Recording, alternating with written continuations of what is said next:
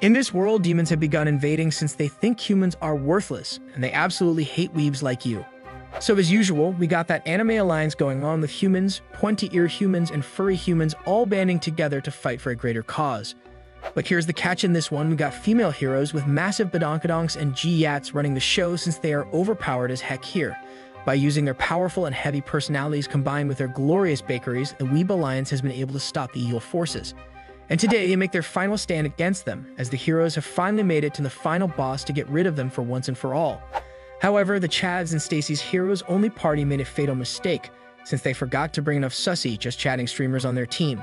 So with only one sussy female hero left standing, our boy stuck at the verge of death, able to only watch on like a cheerleader. Things are not looking so hot. Seconds later, the last eye candy left standing gets sent flying back like Team Rocket blasting off again, and the weird thing is that her large twin pyramids of Giza get totally exposed. After hitting the wall as hard as truck-kun hitting someone that's about to reincarnate, Crimson Lucia perishes, causing the Demon King to erupt in a roar of victory. Our boy then sighs, unable to believe it's all up to him again to carry his bronze teammates against a Radiant Smurf, but it's like he only has one shot left.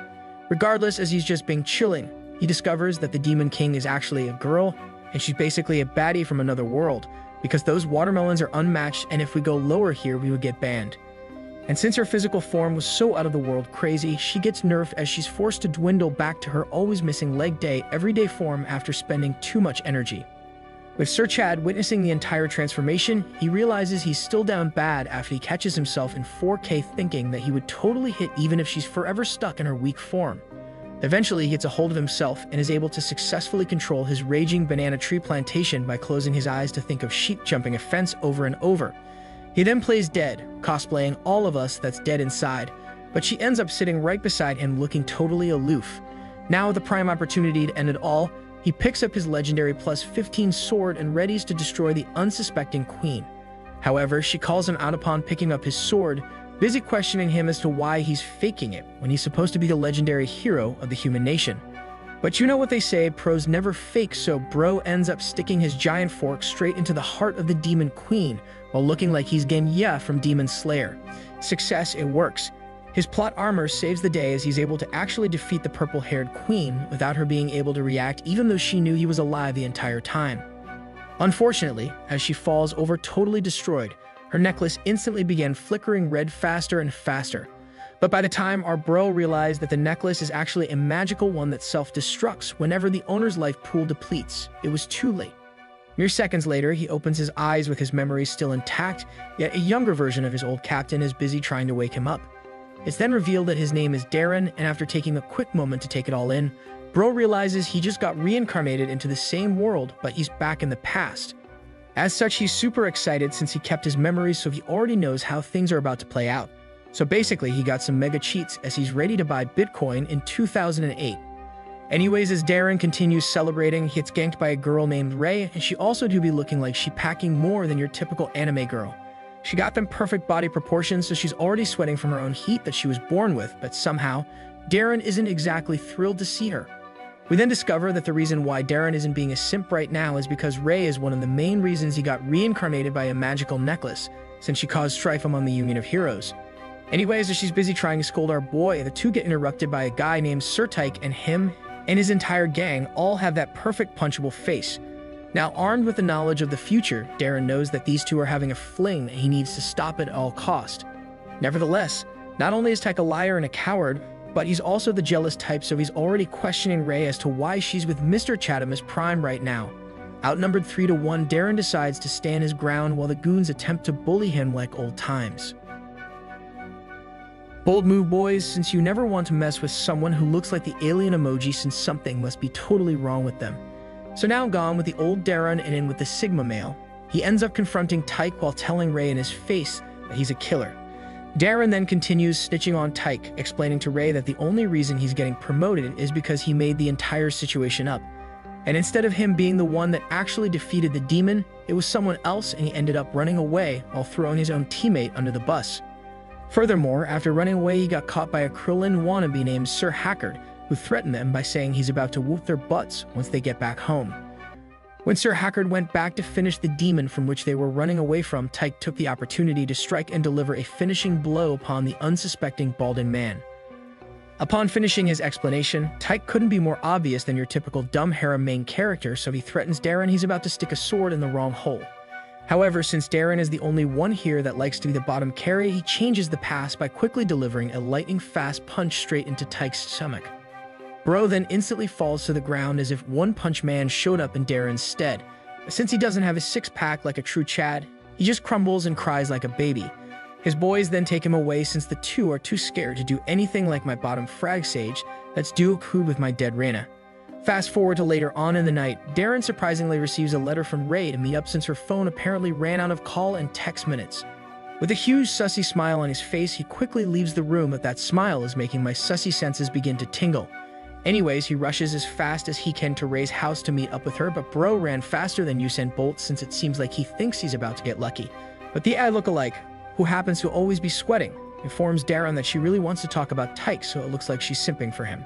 She then quickly serves tea for the both of them, but she seems a tad bit nervous, so Darren thinks something's up, probably because those green watermelons look like they are about to burst. Nonetheless, Darren pulls off a big brain move by swapping their teacups, since he doesn't want to accidentally get poisoned, but this causes Ray to angrily slam the table, claiming that her boyfie would never do such a thing. But as Ray begins to drink the teacup, she starts feeling weird in the wrong parts of her body but acts like nothing is actually happening to her. As such, Darren stares into her soul as she continues on drinking, patiently waiting to see if something is actually going to happen, as he knows for a fact that Tyke must have done something.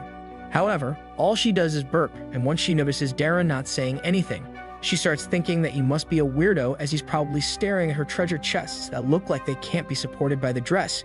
With time ticking and no one budging, Darren begins to explain the exact play-by-play of when Tyke visited her earlier, calling his plan all out as he knows him all too well.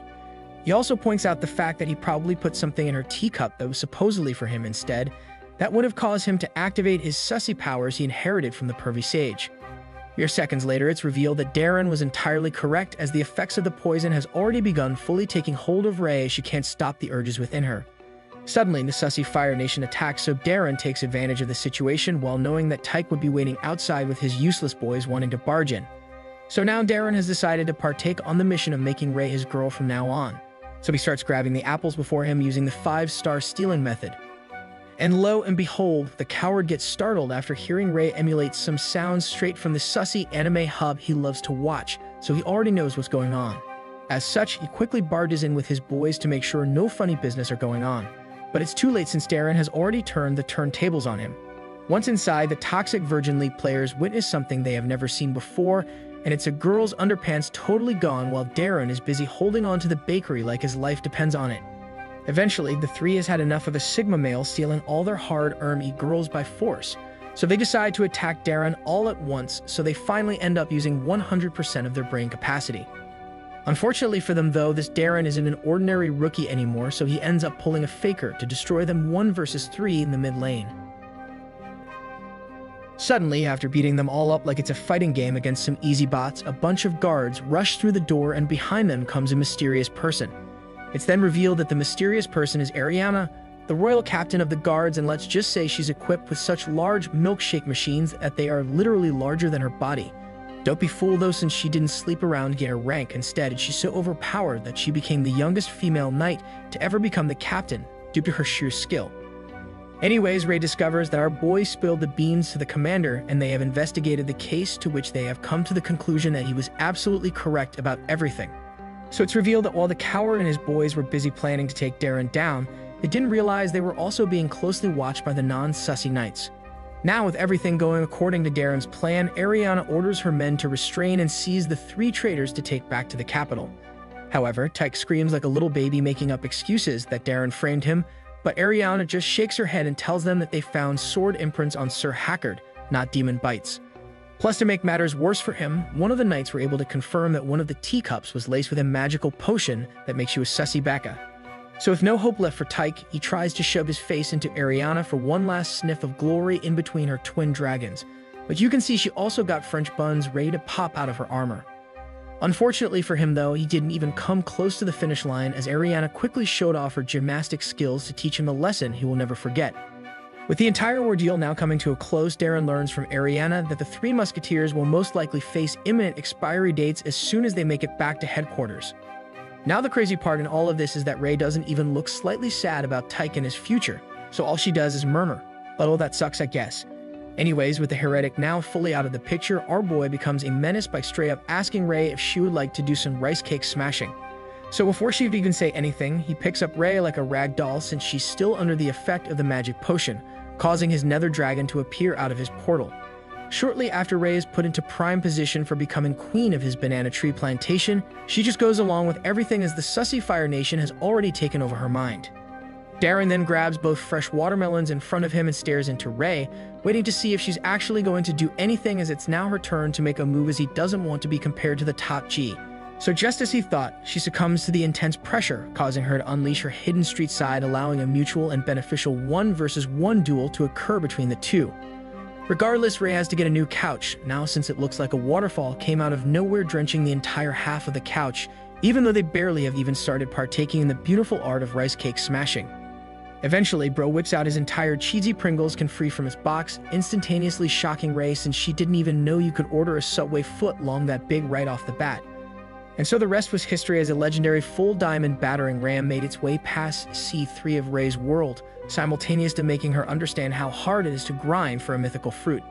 Nevertheless, after finishing their first 1-versus-1 duel leaving Ray totally speechless, she tells him to move away, but she stutters in the middle of her sentence. Suddenly, his mythical sword instantly grows back to its primal Groudon form, causing Ray to go wide-eyed as she knows it's time for round 2 of some dynamite demolishing. Unfortunately for them though, some random rookie forgot something at Ray's house, and it turns out Ray's house in the morning is a rest stop for any soldier wanting some tea or coffee in the day. So now the two are about to get caught red-handed by a random normie, whilst Darren is stuck deep inside the castle walls of Ray, catching the two by total surprise since it's past midnight. Luckily for them though, the dude forgot how to use a doorknob to open a door, so the plot armor thickens. Eventually, he finally remembers how to be a normal human being, so he's able to make his way in. But he stops for a second since he smells an unfamiliar yet overwhelming scent. He then starts talking out loud like a weirdo, busy questioning life as he can't believe someone would have a smelly fart like this while also forgetting to turn off the lights. Nonetheless, he goes about his business, but on the other hand, Mr. Chad has fired up his rocket boosters. He then sends his behemoth straight into the defense of Ray's special treasure, causing her to let out a weird sound that the random happens to hear. With plot armor still on Darren's side, the normie begins to second-guess himself if he actually heard anything when it's clear that the desk in front of him is busy, constantly vibrating more than Drake's phone when the leak happened. Nevertheless, the soldier continues on searching for his lost item, only for it to be revealed as what looks like an engagement ring box. After breathing a sigh of relief as no one stole the expensive ring, he gets even closer to the sussy epicenter where Ray is busy whispering to Darren that going unprotected with his behemoth is super dangerous. However, the turntables turn once again when we discover that the ring is actually for Ray, and that this ultra simp bought it just so he could confess like a loser while Ray is busy digging the battering ram Darren has brought along inside. Nonetheless, the two continue on their extreme anime escapade with the guy still around, so Darren decides to show the simp who's boss by filling up Ray with his McDonald's Shamrock Shake ready to go. With their intense rice cake destroying now finished, Darren takes a peek to make sure the guy is gone, and luckily for them, the soldier is nowhere to be seen. On the other hand, Ray quickly gets flustered and super furious that Darren shared his Shamrock Shake with her when he didn't wrap the shake and put a lid on top in the first place. Darren is big brain though, so he turns around on her by saying that it's fair for him to explode once because she was busy crossing the finish line 4 times already during their anime duel. So just like that, Ray blushes from his Rizzlord powers after realizing that Darren is actually right, and it's the first time she's finished more than once in a very long time, if ever. Suddenly, before Ray could fully respond to him, Darren ends up activating his demon time mode as Bro decides one round isn't enough, so it's time for round 3 of their 1-versus-1 duel. These two are the ultimate sussy baka, so we end up not stopping at round 3 as they continued on in their intense and extreme sussy anime duels the entire night and into the early morning. Fast forward 2 days after Ray found out about Darren's hidden Rayquaza, our boy finds himself summoned in front of the Queen of Double-Deckers, and surprisingly, a new blue-haired lady has appeared. Nonetheless, Ariana informs Darren that all thanks to him she's able to bring Tyke his deserved punishment, and he's now sent to Warzone Gulags to pay for his atrocity. Since she's super thankful that Sir Hackard has been avenged, she decides to reward Darren with anything he literally wishes for, causing Darren to instantly look super sus. Upon the mysterious lady hearing that Ariana is actually willing to reward him with anything he wants, She perks up like a Karen and begins to stare him down, looking like she's wanting to obliterate him right there and then. A flashback then occurs detailing the past life of Ariana Katrin, the strongest female knight within the realm who oozes utter dominance, justice, and whale-like personalities. Her twin pyramids of Giza are so large that it doesn't even fit any armor you could ever find, so she had to craft some cups that fit her herself to protect the giants she's hiding beneath her armor. So back to present, Darren already knows what he wants, but Ariana is oblivious to what he's about to ask for. Even in Darren's zombie form, the blue-haired girl totally knows what's up. We then learn that the blue-haired girl is named Rise, like Rise from League of Legends, and since she's so riled up now, an innocent Ariana asks her if there's anything wrong. But knowing that it's not part of her station to be a snitch, she's forced to play along and act like nothing is wrong. But we can clearly see her saltiness level rise higher than the Dead Sea. She's also super loyalty to Ariana since she's her right-hand man, so anything that Ariana wants or commands basically goes, and there's nothing she will ever do about it. Regardless, Darren stops blatantly staring at the killer whales in front of him after figuring out that Rise might be onto his pervy sage tactics, so he decides to go plan B.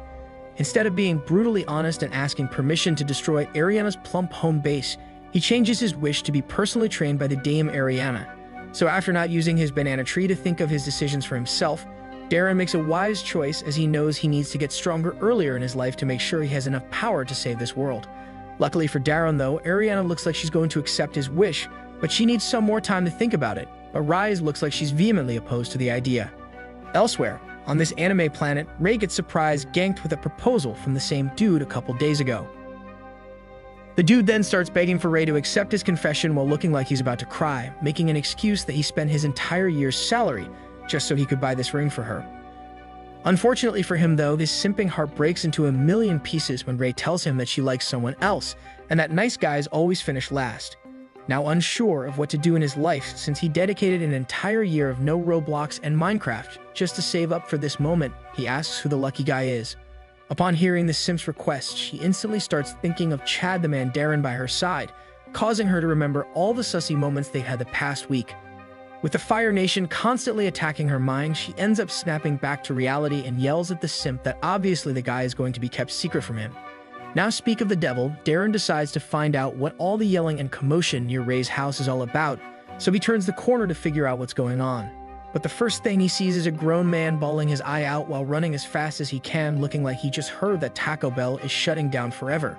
Seconds later, Rei follows behind the running man, so she bumps into Darren with her amazing arsenal of weapons already equipped on her, ready to suffocate any trespassers at any moment.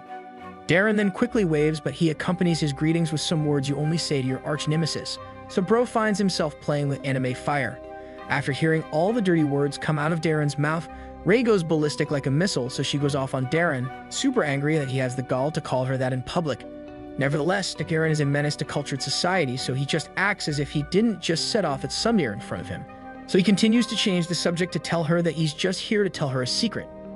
Rei quickly cools off after only hearing the word secret, hoping that he's here to confess his love for her. So she calms down and asks what the heck he wants. Unfortunately for her though, Darren wasn't reincarnated with the X and I simp genes this time, so he straight up asks her if she could bring his meals separately from now on. To make matters worse for Rei, as bro doesn't want to spend more time with her anymore during lunch, he reveals the fact that he's personally going to be trained by the none other than the queen of all watermelons, so he's probably going to be busy all the time. As such, Rei starts to look like she's about to throw her own temper tantrum at him, unable to understand why he can't just go ahead and pick up his own meals instead, so she pouts like those Instagram models. However, our boy is a mega brain after all, so he quickly grabs Rei's sensitive milk machines while changing his mind, telling her that if she brings his meals to him instead, then he will give her all the rice cake smashing she wants, anytime, anywhere. Upon hearing his new offer, she quickly pushes him off and acts like she doesn't want anything related to sussy time, claiming that she never wanted anything to do with him romantically the entire time. But mere seconds later, and with Darren not budging a single inch, Rei starts to twirl her hair before asking what kind of food he wants her to bring him for his meals.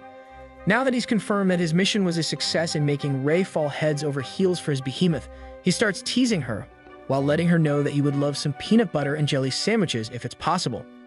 In the end, he waves goodbye after securing his meal deal while calling her some more insulting words, which again riles up Rei, but it seems like she likes getting called names deep inside. Nonetheless, our boy decides to go on about his day by exploring his old town, wanting to know how Tyke got the magical potion to make someone become an ultimate sussy Becca with just a few drops. He knows that something as potent as what Tyke used cannot be from the human world, so there must be something evil going on behind the scenes. As such, Darren went to investigate further by interrogating an old friend of his who happened to be picked by Tyke to join his party just a few days prior before the entire ordeal began. With their eyes disappearing, you know this is all serious anime business, so the guy reveals that Tyke secretly went somewhere the night before. Usually, every night he was out to buy drinks, but this night was different as he caught him visiting an infamous street called Night, where he ended up trading with a merchant wearing a black robe. Even this merchant got some cannons on her ship, but anyways, she came equipped with a bunch of goods like forbidden magical potions, curses, and basically anything you could think of, so she's literally like a witch.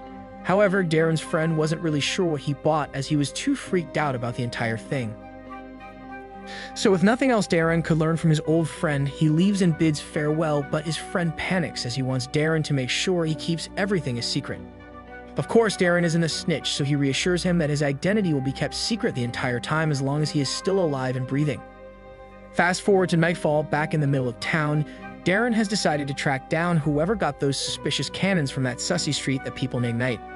But within mere seconds of just walking around where Night is supposedly located, Darren is able to quickly find someone with some cannons on them, and they even happen to wear a black robe that fits the description. Regardless, the plot is on his side, so some random wind gust out of nowhere removes her hood, and upon further inspection, the cannons on her ship were triple the size he thought, and the mysterious robed merchant happens to be his type. However, it was totally unlucky timing for the mysterious merchant since her identity got exposed at the exact same time. Some soldiers were busy patrolling the area, so she starts running like I show speed. With the guards chasing her with all their might to protect the town, they end up cornering her as she ran straight into a dead end with wanted one-piece bounty posters littered around. The merchant then stops and lets the guards get close while she refuses to answer any of the questions they were asking her, but she doesn't seem too worried at all. Eventually, she's forced to turn around so the two guards get flash-banged by her twin dragons as they were peeking out her robe, due to her cannons being larger than her outfit, so she yells at them claiming that she's busy.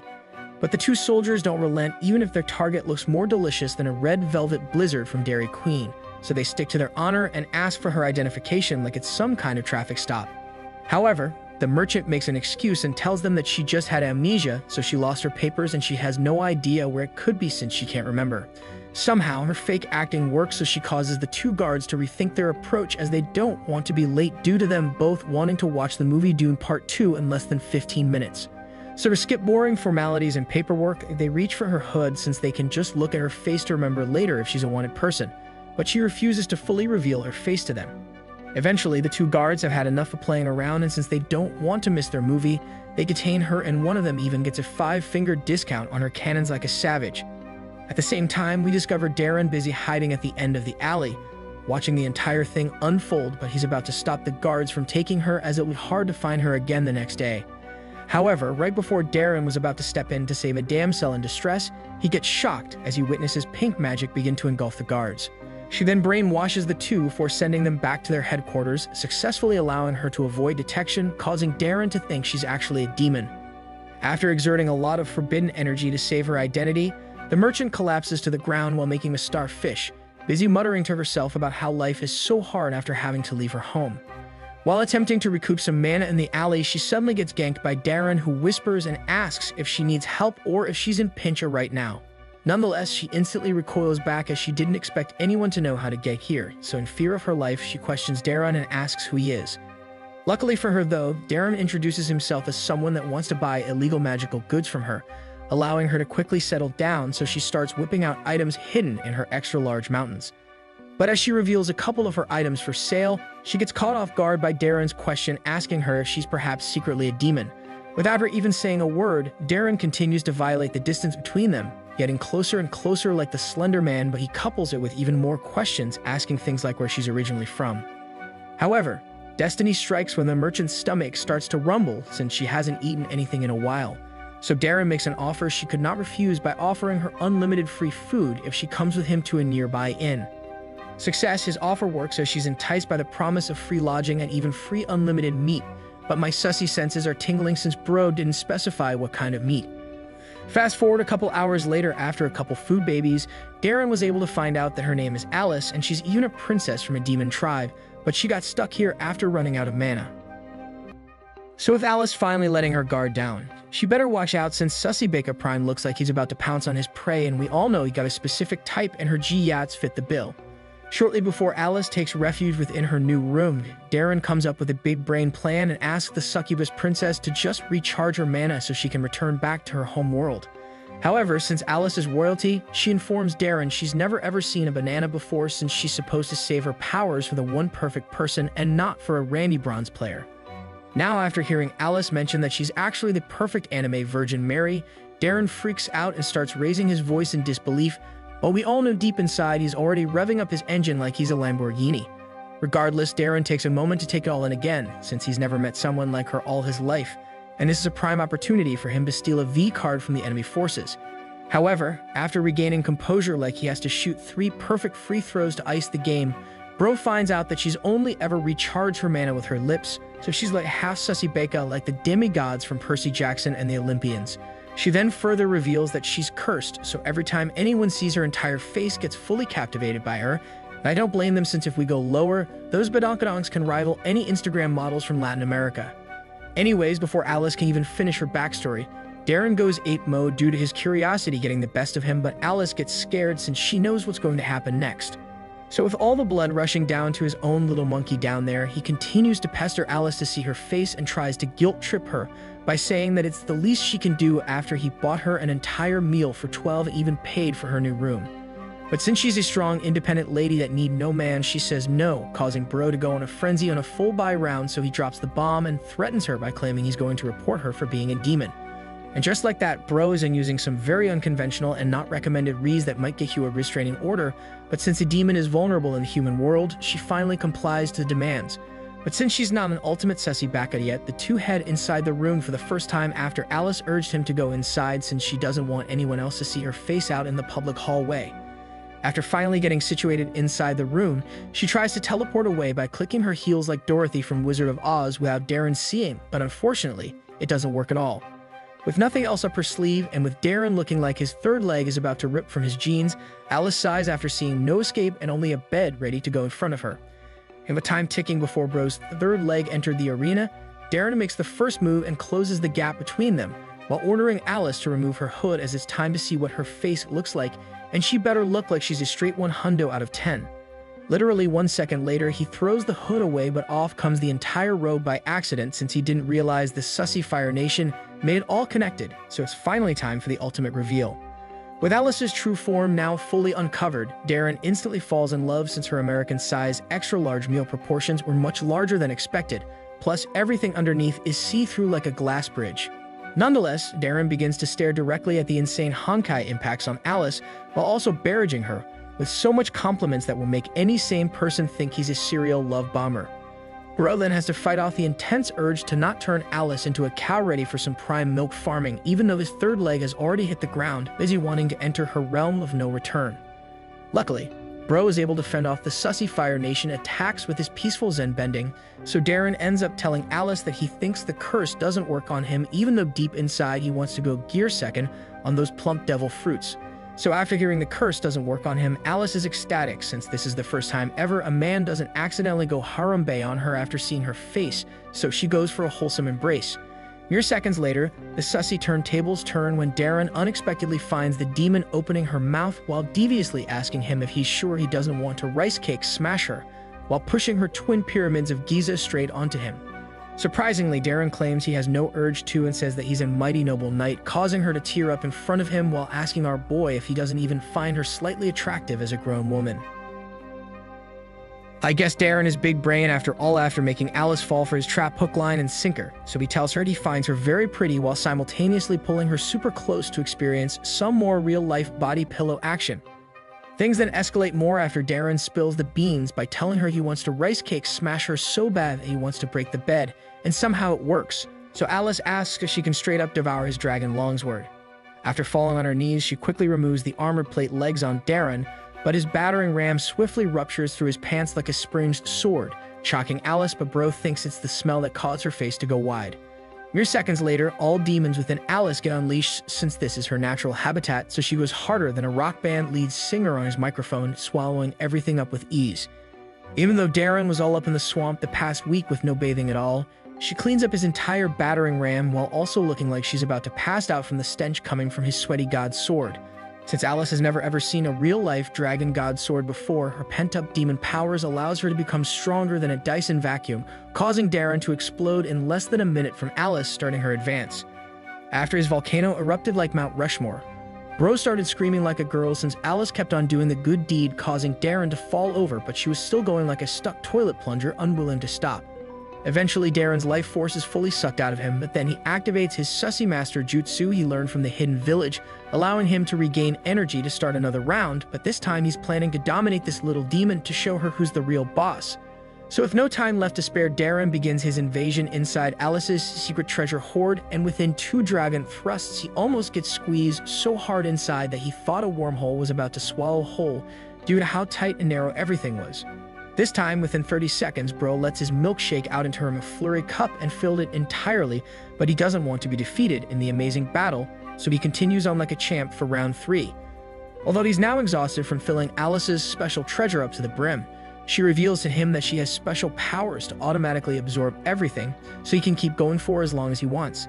So this time he orders Alice to turn around since he wants to see a new view during their scenic ride, and it'll be a waste if he doesn't get to watch the Badonkadonks move and jiggle like no tomorrow. With his nether dragon now roaring to go, he starts his attack side, but Darren's entire body shakes every time he re-hits the site she's defending due to the gigantic buns protecting the choke point, so he basically loses his cool every second. Suddenly, an intense shockwave from her fresh bakery buns knocks him out straight into a flashback, where we discover that Alice is actually engaged, but she absolutely hates it because it's an arranged marriage and she had no say in it at all. And the worst part is that Bro is literally living the dream of a real-life furry since he's literally a furry monster, but he happens to be one of the 4 heavenly kings in the demonic kingdom. And the reason why she's stuck here is because of him, since he accidentally saw her face, causing him to want to rice cake smash. But you know, Bro is like 20 feet tall, so I don't think her treasure pile can handle a furry beast trying to enter it, so she ran away to this world. Anyways, back to the present, Alice revives him awake with a simple lip touch, but even though he was fully out of it for a couple seconds, he realizes his battering ram was still kicking like he was there the entire time. Regardless, after depleting his protein source more than 20 times, he's still at it because he knows he's going to really fall under her spell if he doesn't fully conquer Alice, since it's now or never. As such, Bro channels every energy he could muster within him and calls upon his idol, the One Punch Man himself, so he can attempt his special One Thrust Man move to make Alice succumb to his mere mortal powers to finally cross the finish line. After activating his Sussy Master move with all his might, Alice yells out a battle cry that every neighbor within the block was able to hear. He's then able to successfully conquer her, but since these two were so loud, their next door neighbors were forced to join in on the fun after hearing everything unfold right beside them. In the end, the two kept going throughout the entire night, leaving everyone restless, but in the morning, he told her to lay low at the inn, and he's even giving her some money so she can eat like a queen. But as he bids farewell to Alice, she refuses to leave his side since he's now called Master. But even though Darren likes hearing the sound of his new title, our boy knows he's stuck in a pickle more narrow than Alice's crazy bomb site, so he's forced to sadly inform her that he's just a low-rank warrior. And in his current state, until he gets promoted, he's unable to take her with him like a true Chad, so Bro tries his best to console her as both him and his Prince Banana Tree dearly want to experience more explosions from her more often. As such, Darren reveals his true master plan to Alice to get promoted so they can always rice cake smash 24/7, since he knows the Demon King in this timeline will soon invade the continent.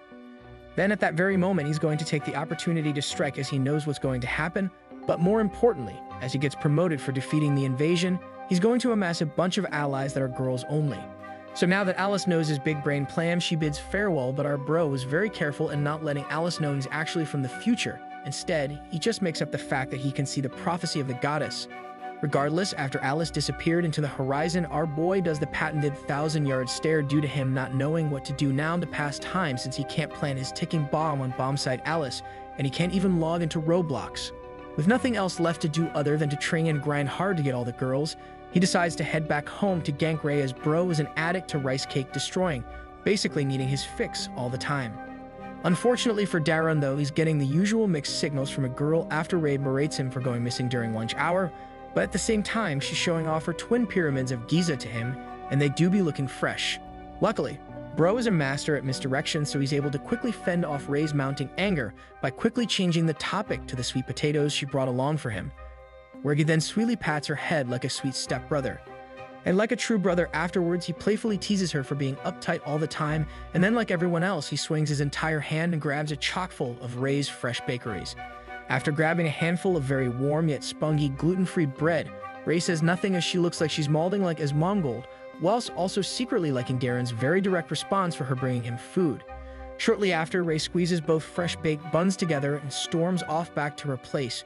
But with every step she took, she wiggled goodbye using her double-deckers she was naturally gifted with. Fast forward the next morning, Darren gets woken up by a random recruit rushing to his room who ends up discovering Darren in the middle of a sussy dream due to his surprise upright banana tree plantation. But bro doesn't care, he just got caught in 4K. Nonetheless, our boy quickly gets up from his slumber, utterly disappointed he got his sussy dreams taken away from him moments before he was able to deliver some hard impacts, but duty calls as Ariana has apparently personally summoned him today.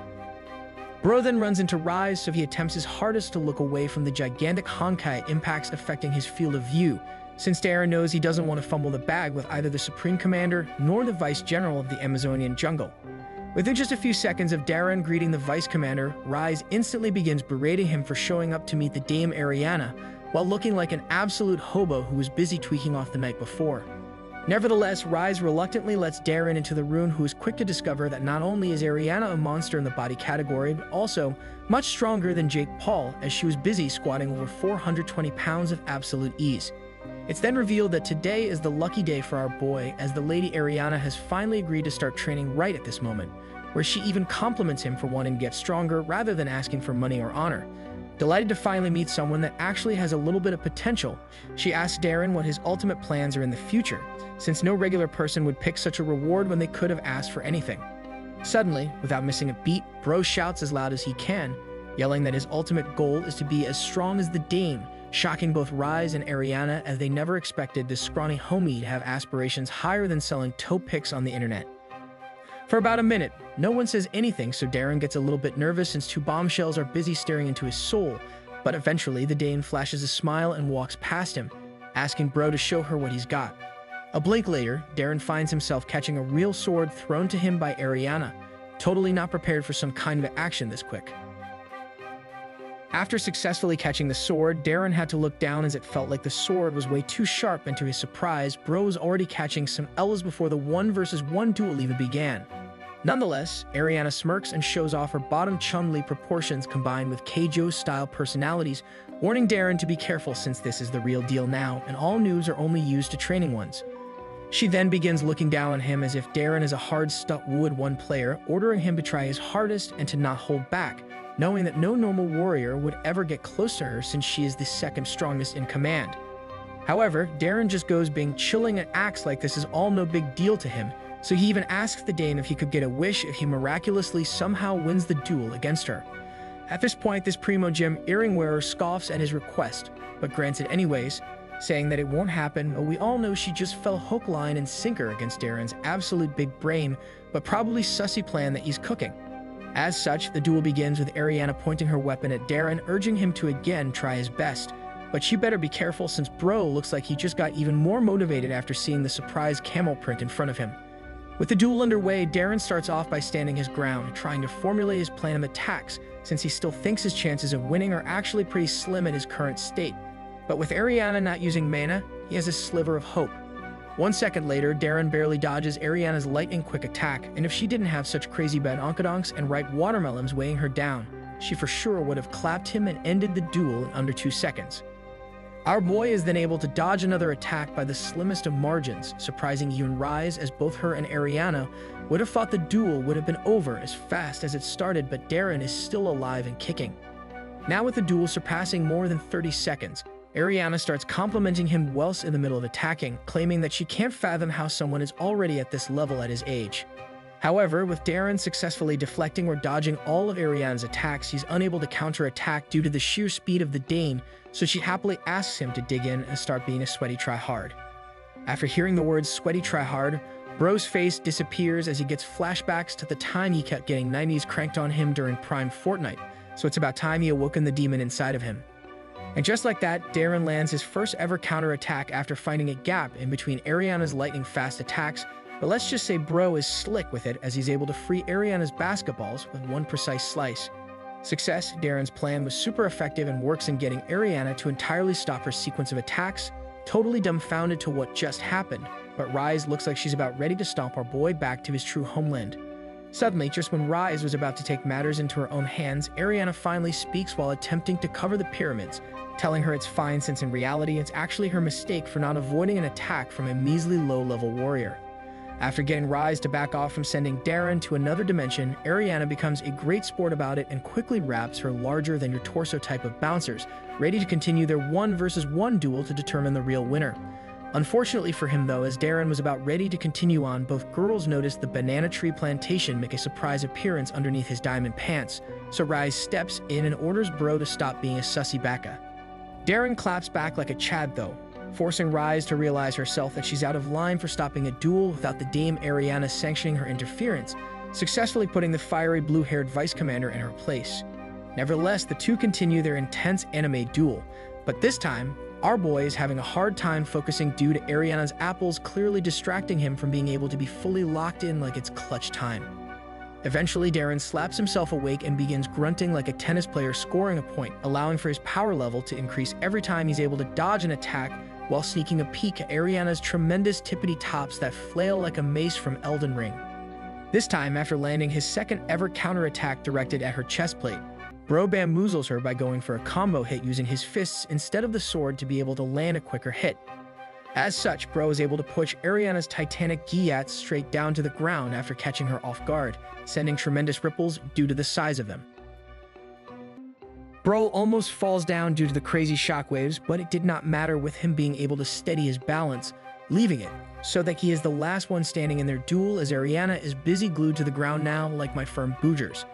But with Darren now claiming that he won the duel, furious Rise comes rushing out from the corner like the Flash and begins yelling obscenities at our boy because she is clearly a sore loser. Upon closing the distance between them, our boy is not able to defend himself as he got too distracted by her Gigantamaxes again, so Rise ends up looking like she is about to beat him up for apparently breaking the rule of using only swords during duels. Luckily for our boy though, right before Rise sent him blasting off into another dimension, Ariana jumps back up on her feet and starts gushing about how amazing Darren's moves was as it caught her completely off guard. The commander then bum rushes the homie with twinkles in her eyes, allowing Darren to get up close and personal with her exposed twin towers, claiming how crazy it is for her to lose against someone that did not use mana. She then continues on complimenting his wide array of skills, still dumbfounded that she somehow got bested for the first time in ages in her own swordsmanship specialty, whilst totally forgetting them apples are still out and about.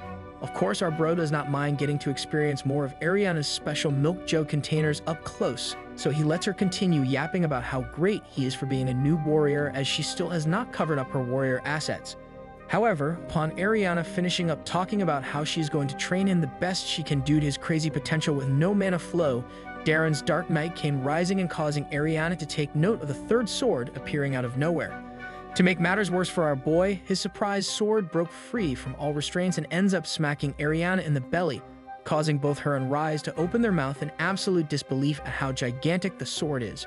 For a few more seconds, no one says anything other than Rise asking the dame if she's okay, giving her a way out of this awkward situation by recoiling back, where Ariana then stumbled upon her words just to make up an excuse that she has to go. Regardless, the commander quickly exits the room without saying anything to Rise, leaving our boy left to fend for himself against the blue-haired menace, so he just stands there busy wondering what the heck he can do to salvage the situation. Luckily, Rise left our boy alone as she decided to go after the dame to make sure nothing happened to her other than emotional damage. But the biggest loser here is Darren as he freaks out busy telling himself that he just screwed up big time. But much to his surprise, the very next day, the Dame Ariana actually ends up calling him, and after hitting him up, Ro finds out that she has invited him to a one-on-one mana training session, as it is time for him to level up his mana capacity. To start off their training session, Ariana informs our boy that she's going to try and clear his mana flow so she will take the lead in training, but our boy is too busy being a sussy baka due to Rise being nowhere to be found. Nevertheless, when Ariana takes a step forward to initiate the start of clearing Darren's mana, the dame ends up revealing to him that the technique she's about to use is limited to only the noble family of Katrin, causing our boy's jaw to drop. After seeing Bro's very shocked reaction, she stops for a moment and reminds him that this will probably take a while, so once she's able to clear his mana, then it will all be up to him to improve his capacity, so she urges him to train hard. Now fully excited to finally increase his power level, Darren asks Ariana to get on with it, but upon asking how the method works, the sussy turntables turn due to Ariana ordering him to remove some pieces of his armor, as it is apparently a requirement. Clearly, Darren had no problem with it, so he instantly lowers his defense level to less than half, with him removing all of his armor pieces except his plate legs, and upon clearing the first requirement, Bro ends up laying on a bed with his big back. One blink later, the Katrin lineage mana clearing method activates, causing our boy to scream like a girl, as he did not expect it to actually hurt, especially when he has Ariana's special pillows comforting him at the same time. A few minutes later, we discover Bro still trying his best not to look like a total weakling, but he continues to make sounds that the entire kingdom could hear, even though at this point even Ariana began thinking he must be faking it. With only a few seconds left to go until his mana flow is fully cleared, Ariana informs our boy that it is almost done, but Darren's Dark Knight seems to look like it has other plans. Upon the pain finally going away, Bro remembers the feeling of being a sussy Becca, so his Prince Behemoth accidentally ripped through his rune plate legs, causing his third sword to quickly slide in between the dame's apples and straight into her face. Our boy then freaks out again, as he did not expect this to happen, causing him to remember that he put his full set of armor on in a hurry, so he forgot to wear his captain underpants for this training session because he did not expect a call. Nonetheless, with his mythical fruit now fully awakened and is busy facing off against Ariana, Pro tries to apologize profusely but goes with the excuse that his dragon cannot be reasoned with due to how active it is at all times. However, it looks like Lady Luck is on Darren's side, because instead of being disciplined by the commander, she began to think like a sussy Becca with her eyes fixated on the greatsword, causing her to mention how troublesome it must be to train with it active.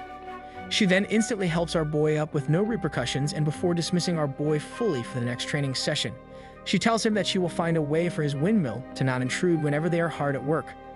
Fast forward an hour later, Darren went to physically train due to him feeling like a totally different man after the mana clearing method, but for some reason, he has a hard time trying to get his Dark Knight to go back into its hiding spot. But as our boy is busy trying to figure out how to best navigate his very hard problem right now, Ray comes out of nowhere with perfect timing and asks Darren if he is hungry, since she came to bring him some food after learning he was working out. Bro then breathes a sigh of relief and quickly hugs the very welcoming sight of Ray's crazy dump truck. So he ends up whispering to Ray that he is very glad to see her, claiming that she is here just in the nick of time to solve his problem. After pulling out from the bear hug, Bro swiftly jumps back to whip out his pole arm to show the problem he is currently having, allowing Ray to witness the greatest growth spurt she has ever seen from our boy, so he ends up begging her to help him. We then have a flashback to the night before at Ray's house, where it is revealed that the entire time Ray has been busy training with the dame, she's been facing her own problems at night due to her missing his race car too much.